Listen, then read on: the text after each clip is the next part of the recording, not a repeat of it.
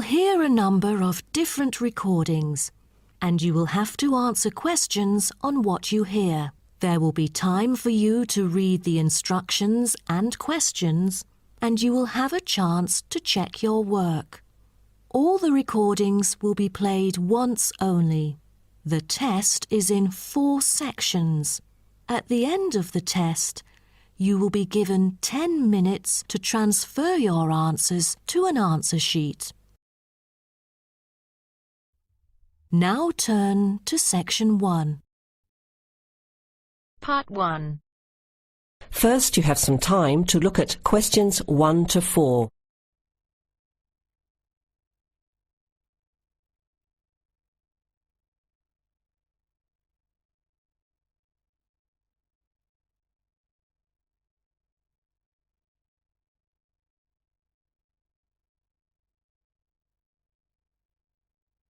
You will hear the recording once only. Listen carefully to the conversation and answer questions 1 to 4. OK, who's next, please? I think I am. How can I help you? I just came in on flight 372 from Singapore at 11:30 and my luggage hasn't arrived. I've been waiting at the baggage claim for about half an hour now and everything seems to have come off the plane. The conveyor belt has stopped and all the passengers have gone. So I came here to find out what has happened to my bag. Can I see your ticket, please? Here it is. So you came from Hong Kong today and changed planes in Singapore, right? Yes, the connection in Singapore was a tight one. The plane got in late and I had to rush to get to the next flight. That's the problem right there. There wasn't enough time to get your bags onto the connecting flight. Normally, Singapore Airport is very efficient.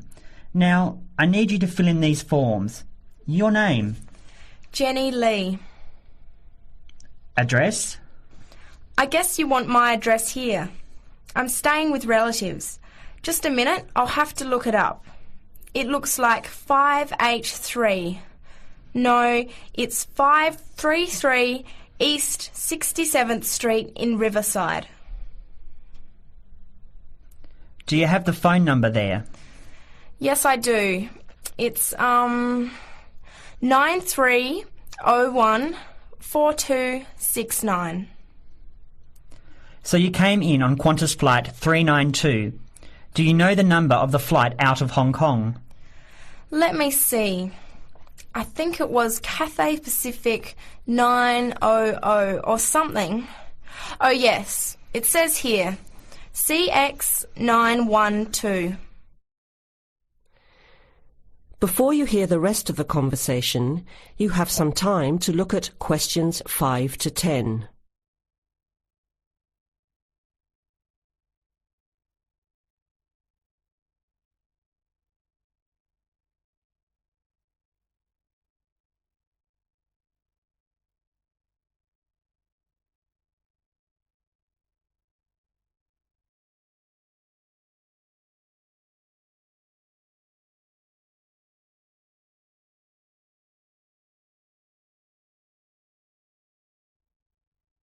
Now listen and answer questions 5 to 10.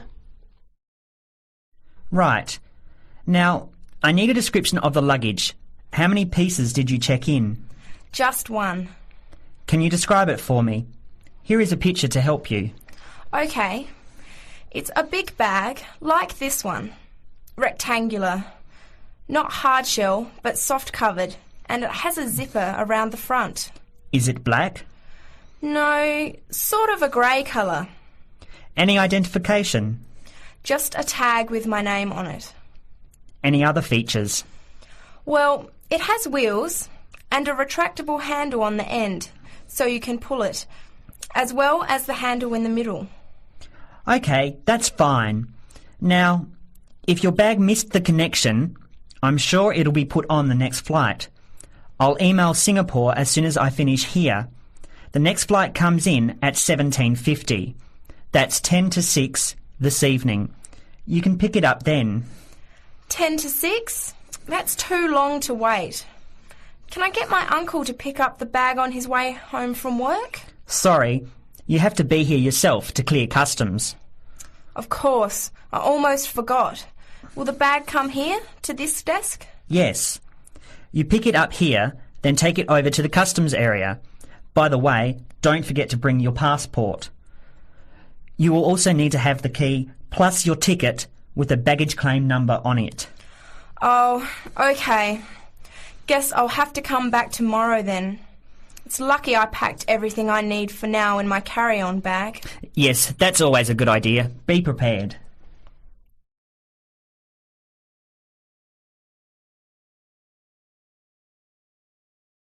That is the end of part 1.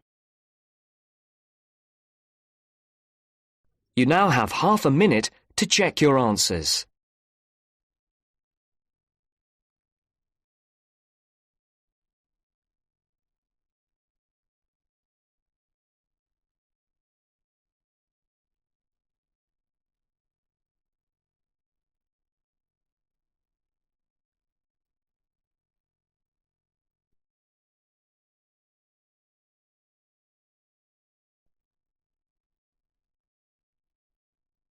Now turns to part 2. Part 2.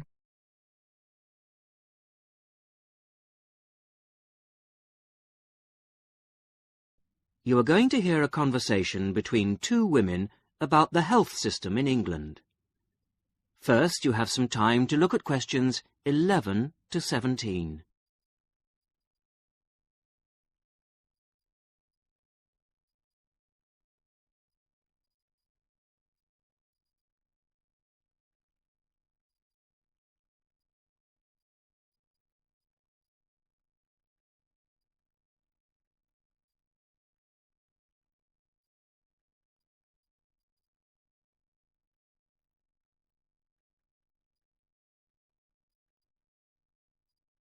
Now listen to the first part of the conversation and answer questions 11 to 17. Hello, Mrs. Sutton. Come in. How are you settling in next door? Have all your things from Canada arrived yet? I thought I saw a removals van outside your house yesterday afternoon. Yes, they came yesterday. We spent all day yesterday arranging them. It's beginning to feel a bit more like home now. Oh, that's good. Look, come in and sit down. Are you all right? You look a bit worried. Well, I am a bit. I'm sorry to bother you so early, Mrs. Smith, but I wonder if you could help me. Could you tell me how I can get hold of a doctor? Our daughter, Anna, isn't very well this morning, and I may have to call somebody out.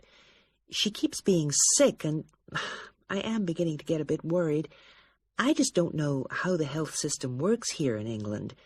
All I know is that it's very different from ours back in Canada. Well, I don't know really where to start. Let me think.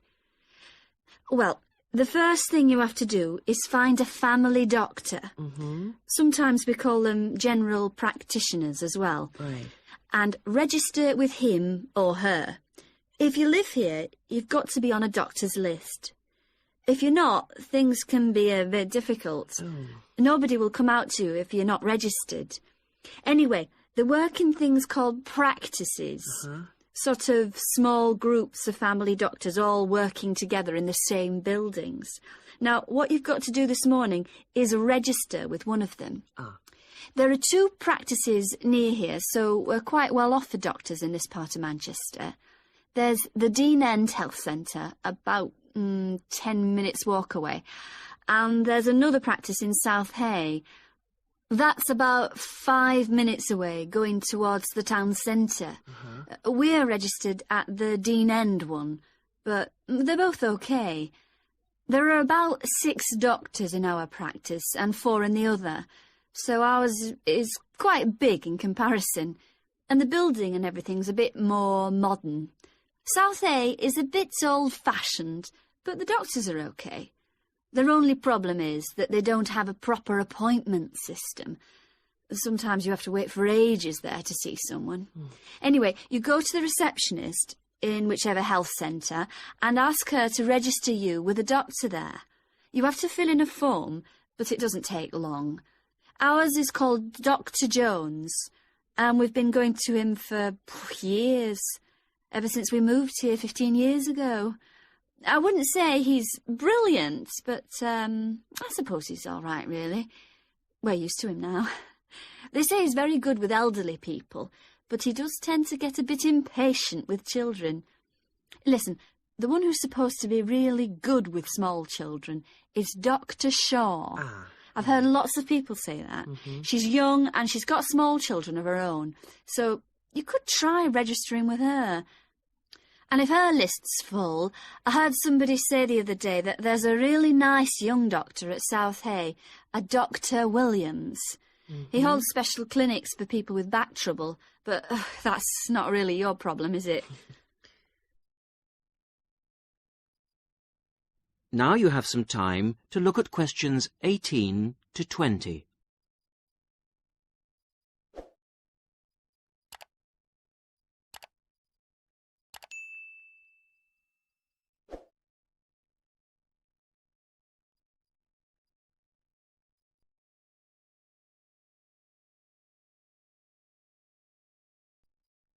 Now listen to the rest of the conversation and answer questions 18 to 20.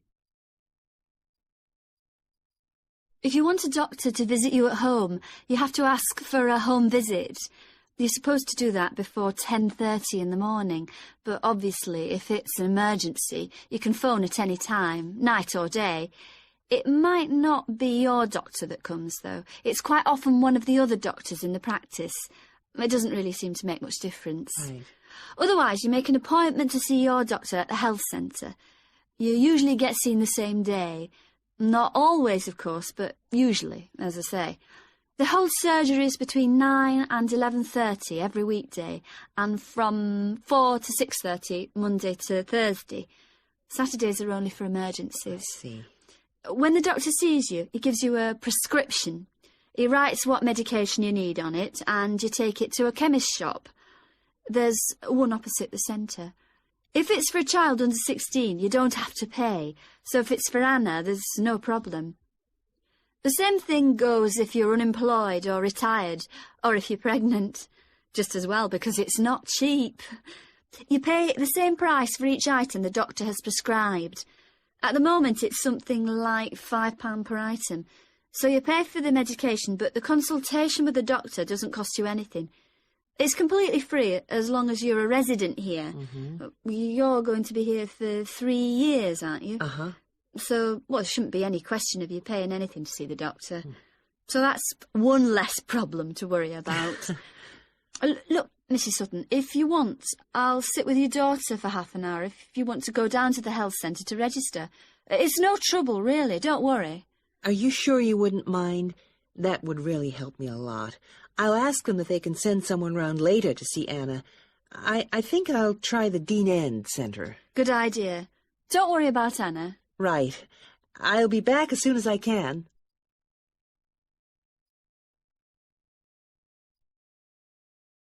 That is the end of part 2.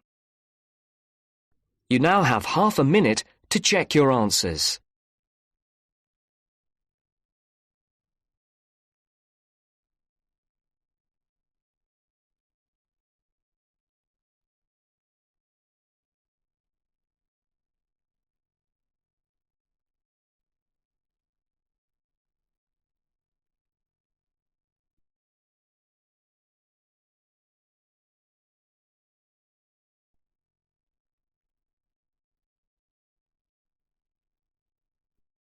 Now turns to part 3.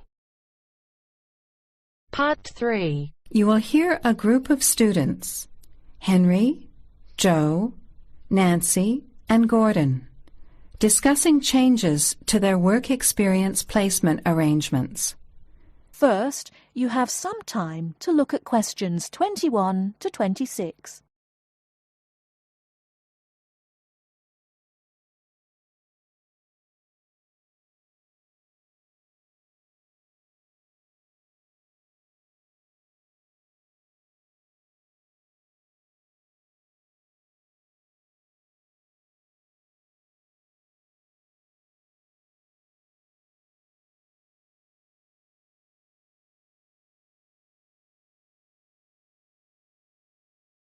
Now listen carefully and answer questions 21 to 26.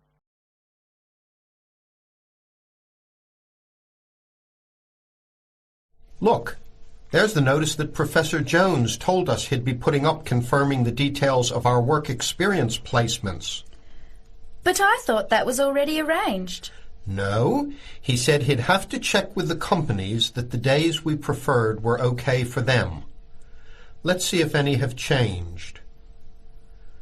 Teresa's not here today, but her name's first. It says the Uni Bookshop, Friday mornings starting on the 23rd of March. So nothing's changed. I'll let her know. What about Manuel? He's not here either. Is he still going to the music store in the High Street? If it's mainly music, yes, he's still down for that on Friday afternoons starting on the 9th. The day's different. It's changed from Tuesday mornings, but that's okay. I'll tell him. He'll really enjoy listening to music all day. Now, where's my name? Henry. Here it is. I'm going to the beauty shop, and I said I preferred Thursday afternoons. Oh, good, that seems okay. And my start date hasn't changed either. Joe, what day did you opt for? I'm going to Highway Hotels on Monday mornings. Yes, that's okay. And starting on Monday the 12th of March. Oh, has that been changed? Okay, I was scheduled to start the week before. I'll just make a note of that. What about me, Henry? Have I still got the Explore travel service on Wednesday mornings? Just a minute. Where's your name? Let's see. Nancy. Okay, here it is. Explore travel on Wednesdays, yes, but afternoons, and starting date is Wednesday the 14th of March. Has the date changed?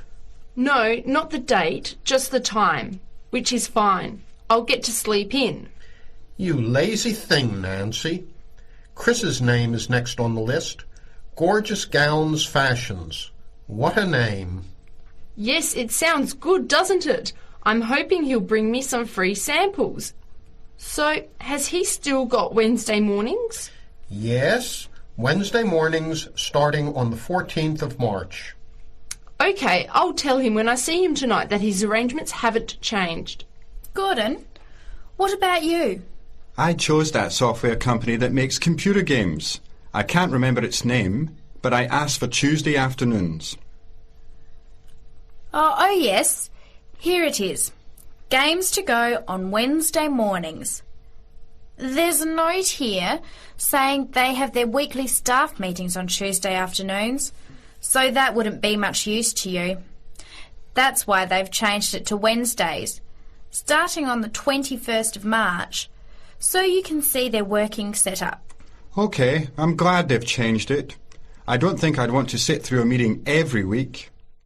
Before the conversation continues, you have some time to look at questions 27 to 30.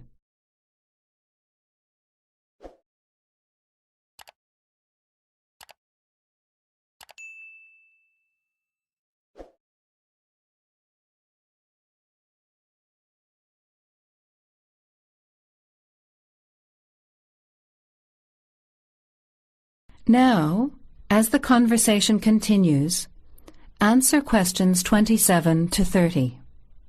Can someone remind me what time we have to get to our placement in the afternoons?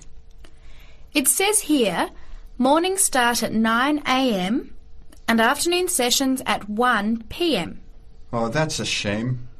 I thought Professor Jones was going to change it to 9:30 a.m. and 1:30 p.m. Yes, he did say that he'd try to make it later, but obviously that wasn't possible. By the way, just in case, what happens if we're ill or something and can't make it? Do we phone the college or the place we're going to? I think we have to phone the company first and then the college. Didn't you get the information sheet about work experience at our last seminar? No, I missed it because I had to go to the dentist. What else did it say? Well, we have to do a total of 24 hours altogether. So if we miss one of the arranged sessions, we have to organise another time to make up the hours. And he gave us details of the presentation we have to give about our work experience. Oh, really? What do we have to do? In week 10, we each have to give a presentation to the class about the company we've been with. It's 30% of our final mark for this subject, so it's going to be a lot of work. Yes, he's expecting us to do a lot of research while we're there so that we can outline the history of the company, its management structure, number of employees, other branches, etc. And he said we should use lots of visuals such as diagrams and flowcharts during the presentation. Yes, and we should also include what we did each week, the different departments of the company or positions that we observed, and try to relate what we saw to our studies so far. He gave examples like management style, accounting systems, information technology, and so on. You were right. It sounds like lots of work. That is the end of part 3. You now have half a minute to check your answers.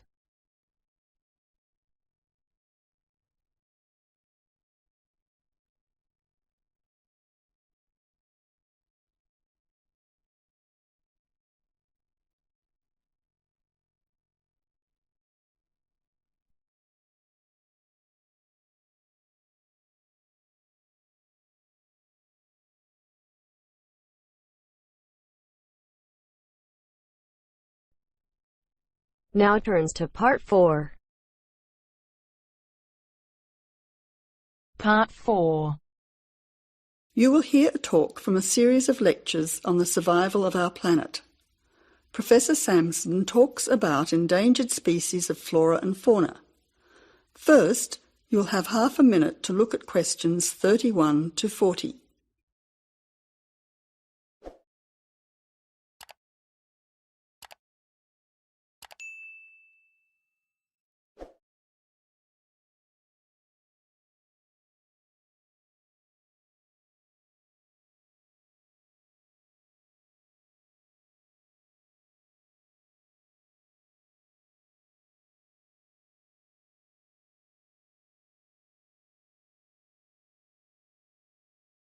Now listen carefully to the talk and answer questions 31 to 40. Good afternoon, ladies and gentlemen. Today's topic in this series of lectures on our planet is about ensuring the survival of our very important plant and animal species.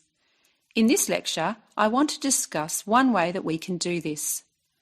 No one will ever see a huge dinosaur thundering through the forest. No one will ever see a paradise parrot flash its rainbow colours across the sky. The fact is that many animals and plants have been wiped out. Sadly, they are extinct. It is too late for them. Extinction is forever. We can't do anything about the species that have already disappeared. But today, there are many animals and plants that could still become extinct in the future if we do not act now. They are endangered. The African elephant and rhinoceros have become endangered because of the value of their tusks. Australian parrots and reptiles are smuggled onto planes because certain people in other countries are prepared to pay thousands of dollars for them. And there are many other species around the world that are endangered because they no longer have a place in which to live and reproduce safely. The main cause of extinction is the destruction of habitats. A habitat contains all that a living thing needs to survive: space, light, water, food, shelter, and opportunities for reproduction. The population of the world is growing rapidly, and this is placing great demands on land and resources for housing and for growing food. When vegetation is cleared and swamps are drained for agriculture, mining and suburbs, or when rivers are dammed to store water, plants are destroyed and animal life is threatened. In other words, humans are changing and destroying the habitats of animals and plants, which is in turn reducing their chances of survival.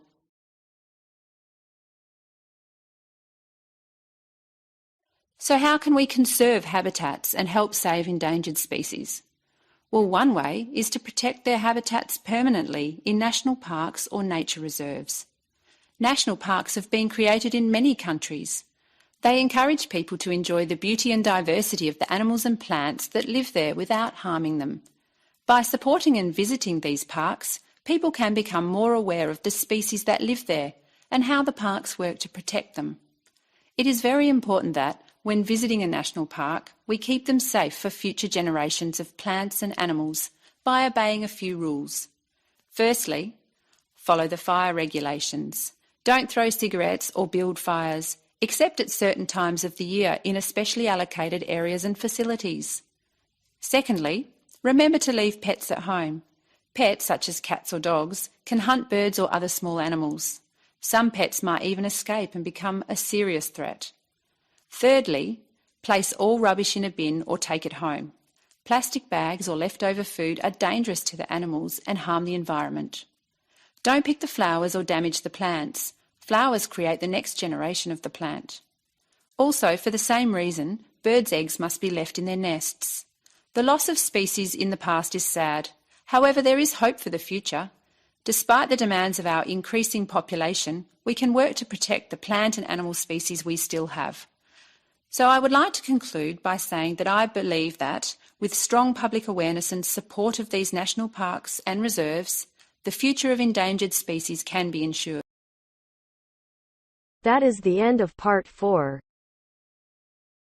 You now have half a minute to check your answers.